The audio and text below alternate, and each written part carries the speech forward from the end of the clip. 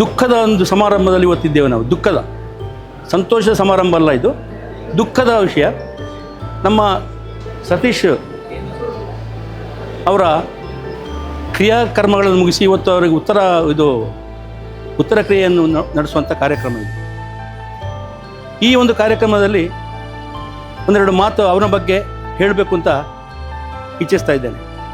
ಈ ಸತೀಶ್ ಅವರ ತಂದೆ ಪೋಸ್ಟ್ ಮಾಸ್ಟ್ರು, ನಿವೃತ್ತ ಪೋಸ್ಟ್ ಮಾಸ್ಟರ್ ಸುಂದರ್ ಹಾಗೂ ಶಶಿಕಲಾ ದಂಪತಿಯವರ ಪುತ್ರ. ಇವರು 1959ನೇ ಇಸ್ವಿ ಸೆಪ್ಟೆಂಬರ್ಲಿ ಜನಿಸಿದರು.